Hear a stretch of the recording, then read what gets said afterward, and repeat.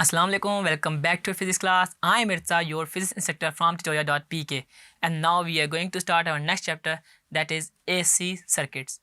इस चैप्टर में हम AC के बारे में पढ़ेंगे. AC से मुराद है मेरी अल्टरनेटिंग करंट.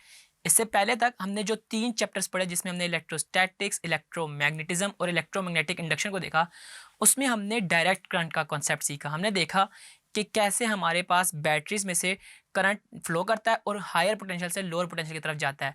हमने उसमें देखा था कि हमारे पास जो करंट होता है वो यूनी डायरेक्शनल होता है और वो हमेशा हायर से लोअर पोटेंशियल का पाथ फॉलो करता है.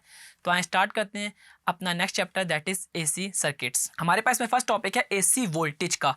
A voltage which changes its polarity at the regular interval of time is called alternating voltage. हम देखें जिस तरह हमने अपने लास्ट चैप्टर्स में एक सोर्स और एक लोड का कंसेप्ट सीखा था. हमने सोर्स को बैटरी कहा था जिसके हमने 2 टर्मिनल्स कहे थे, एक पॉजिटिव और एक नेगेटिव, जिसमें हमारे पास पॉजिटिव टर्मिनल हायर पोटेंशियल था जबकि नेगेटिव टर्मिनल हमारे पास लोअर पोटेंशियल कहलाता है. अब अगर मैं इधर हमारे पास जो वोल्टेज सोर्स की बात करूं तो हमारे पास वोल्टेज सोर्स में आप देख रहे होंगे एक साइनोसाइडल वेव बनाई हुई है विच शोज कि हमारे पास after a certain time interval जो वोल्टेज सोर्स है अपनी पोलैरिटीज़ को चेंज करता है.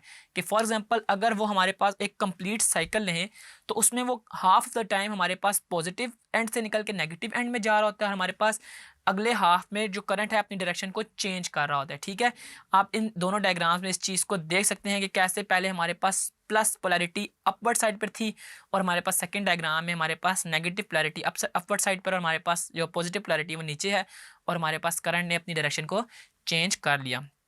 अब हमारे पास इसी से एक चीज़ हम नेक्स्ट टॉपिक है हमारा कि sinusoidal alternating voltage and current. कि हमारे पास बेसिकली जो वोल्टेज हैं और करंट हैं जब इनका हम साइनोसाइडल यानी कि एसी वाला पार्ट पढ़ रहे होते हैं तो यानी कि ये अपनी जो वेव फॉर्म है वो भी एसी की फॉर्म बना रहा होता है. हमने ये चीज़ अपने एसी जनरेटर वाले टॉपिक में पढ़ी थी जब हम अपना लास्ट चैप्टर में एसी जनरेटर को पढ़ रहे थे.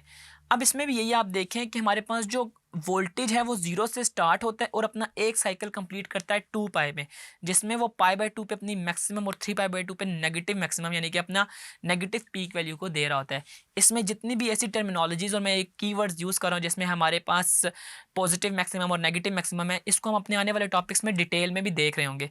इस टॉपिक में आपने बस ये चीज़ याद रखनी है कि जो वोल्टेज है उसका जो मैग्नीट्यूड होता है वो Vm sin ओमेगा टी होता है और ओमेगा टी जो होता है हमारे पास इसमें एंगल होता है जिसके ऊपर वो पूरे की पूरी वेव फॉर्म जो है वो वेरी हो रही होती है, चाहे वो करंट की हो चाहे वो वोल्टेज की हो. इसमें अगर हम फॉर एग्जांपल करंट की बात करें तो I is equal to I m into sine omega t हो जाएगा और उसकी वजह यही है कि जो आई एम है वो मेरे पास मैक्सिमम करंट है और उसको साइन ओमेगा टी के साथ वो वेरी कर रहा होता है जिसको हम अपना एसी करंट कहते हैं. तो ये था हमारा टॉपिक जिसमें हमने देखा कि बेसिकली एसी करंट क्या है, एसी वोल्टेज क्या है और एसी का मेन कॉन्सेप्ट क्या है.